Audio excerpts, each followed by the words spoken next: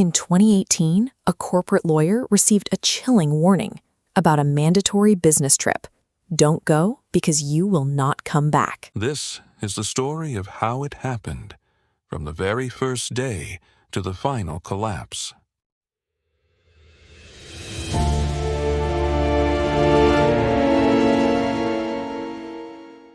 Science imploded.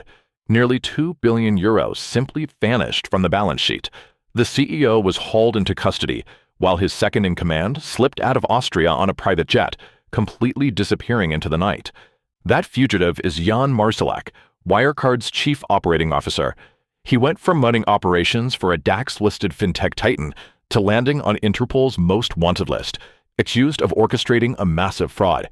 Yet just 2 years earlier, Wirecard was the undisputed darling of the German economy. Valued at €24 billion, it replaced Commerzbank on the prestigious DAX 30 index. It was a digital powerhouse, processing transactions from major airlines, major grocery chains, and countless online retailers worldwide. At the center of this rapid ascent was CEO Markus Braun. Often dressed in a signature black turtleneck, Braun projected the aura of a billionaire tech visionary. He sold investors on a narrative of infinite expansion, positioning Wirecard as Europe's Silicon Valley. But beneath the polished corporate exterior and the soaring stock price, there was no revolutionary software driving these record profits. The company's astronomical growth relied almost entirely on an intricate, sprawling accounting fiction. The Claxamus fiction first appeared thousands of miles from Munich, in Wirecard's Singapore office.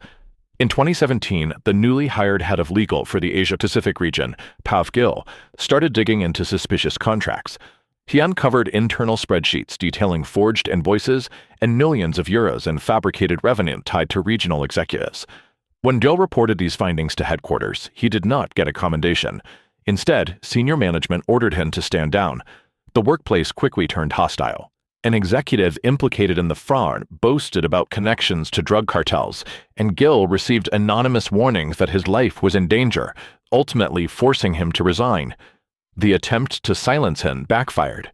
Frustrated and fearing for her son's safety, Gill's mother took matters into her own hands.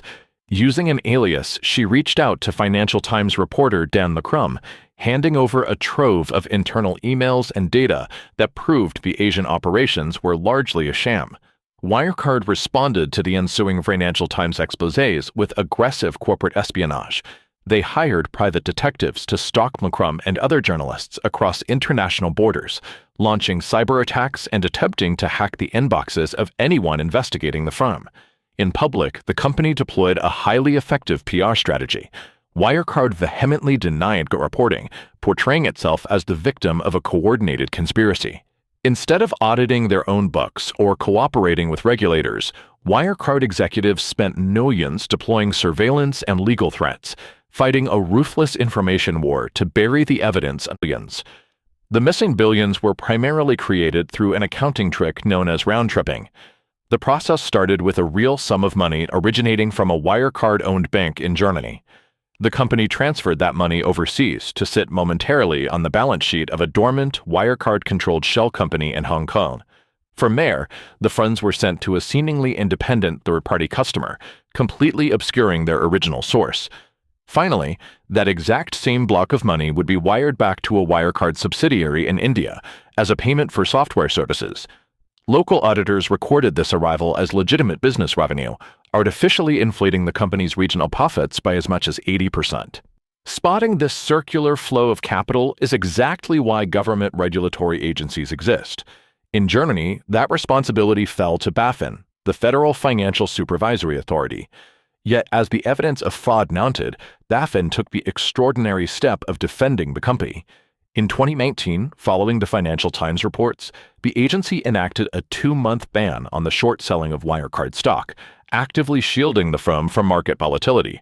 Rather than demanding access to Wirecard's Asian accounts, BaFin pointed its enforcement powers at the critics. The agency launched a criminal market manipulation probe targeting the reporters and researchers who had raised the alarm. Blinded by the desire to protect a highly successful domestic tech champion, the entire German regulatory apparatus aggressively attacked the truth-tellers, allowing the fraud to expand unchecked. The scheme finally hit a wall in the spring of 2020. Under massive public pressure, Wirecard hired KPMG to conduct a special independent audit.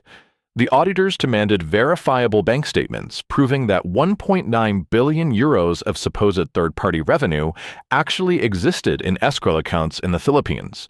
Wirecard could not produce the documents. By June, their longtime auditor, EY, reached out directly to the Philippine banks, only to be told that the accounts were completely forged. EY refused to sign off on the 2019 financial statements, officially exposing a 1.9 billion euro hole in the balance sheet. Within days, Wirecard officially filed for insolvency. The collapse erased tens of billions of euros in investor wealth, leaving creditors fighting over the scraps of a hollowed-out corporate shell. Marcus Brown quickly transitioned from a celebrated chief executive to a criminal defendant, arrested and held in pretrial detention on charges of organized fraud and market manipulation. His partner, Jan Marsalak, sparked an international manhunt that continues today. The fallout severely embarrassed the German political establishment. Leaders up to the finance minister, Olaf Scholz, faced intense public scrutiny for presiding over a system that ignored glaring red flags and blindly endorsed a scam. The Wirecard collapse reveals a terrifying vulnerability in global markets. When a financial deception is complex enough, and when a company tells the political and economic establishment exactly what they want to hear, every single layer of institutional oversight can be easily bypassed. Every empire looks unstoppable until the day it isn't. Subscribe so you don't miss the next collapse, and leave a comment if you have questions or a company you want me to cover.